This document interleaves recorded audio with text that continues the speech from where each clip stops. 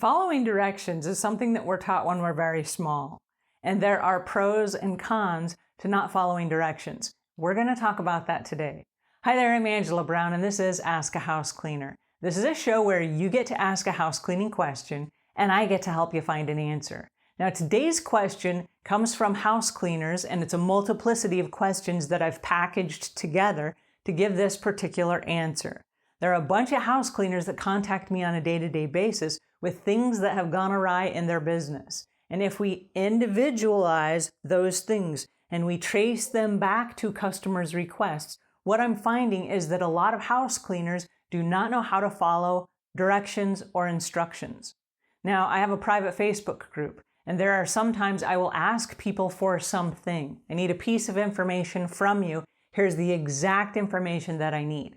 There are most of the people that can follow directions, then there are a good chunk of them that cannot. So then I'll go back and I will explain, okay, so here's exactly what I need, and I will spell it out. Step 1, step 2, step 3, step 4. There are people that still cannot follow directions, right? And so they submit information to me that is incomplete.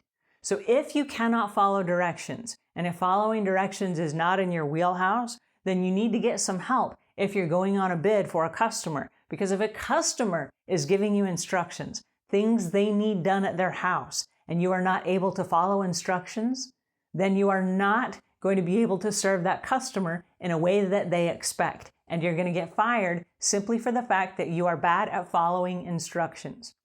Okay, so how do you learn how to follow instructions better? It comes back to a couple of things, and one of them is asking better questions. So when a customer gives you a piece of information and they say, what I would like done is I would like all of the mirrors in my house washed. Do you just mean all of the bathroom mirrors, or are there mirrors that I'm not seeing somewhere else in your house that you would also like to clean? And they might say, oh yes, on the back of every closet door I have a mirror. And it's a full-length mirror that I can open that closet door and I can stand across the room and I can see myself.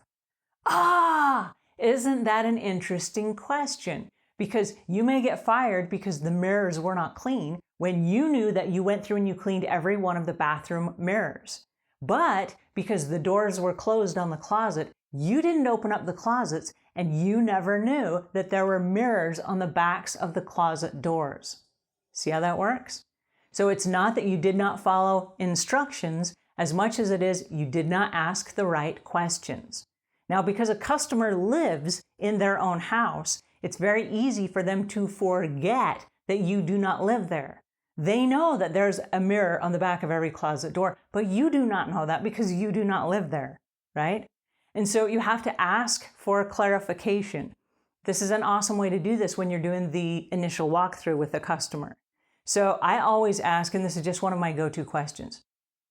I hate breaking things. And so if there's something that's really fragile, that's just kind of teetering on a ledge, and you know it's really fragile, and when you walk by, you kind of tiptoe by it so it doesn't fall crashing to its death, will you point that out for me? Because I don't want to walk by in my normal rushed pace, have that fall off the shelf and I bust it and I feel bad and I didn't know it was an irreplaceable heirloom.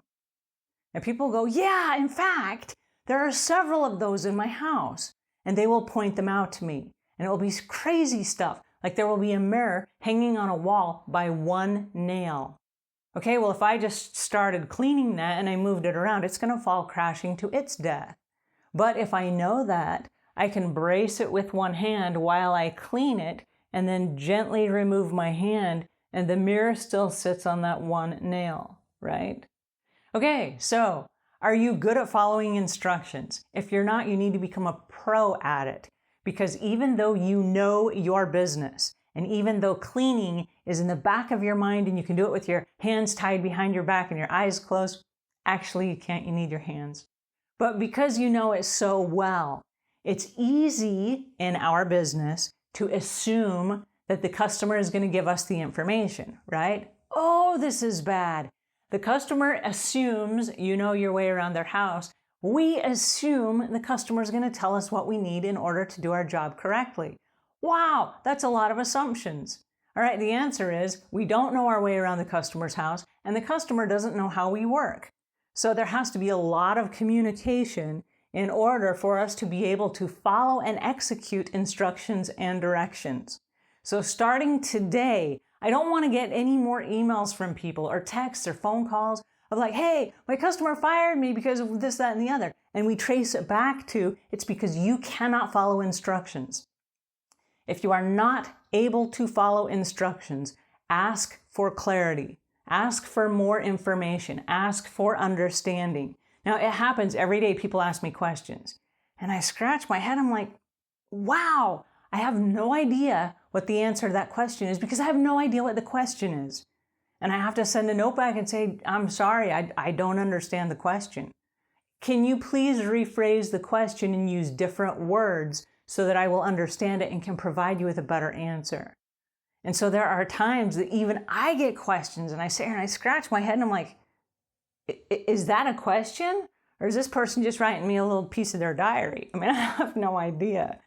But if I'm expected to respond, I need to understand so that I can follow instructions or I can follow direction or I can offer assistance. Does that make sense? Okay, cool. So if you're not great at following instructions, ask for clarity. And that's my 2 cents. And until we meet again, leave the world a cleaner place than when you found it.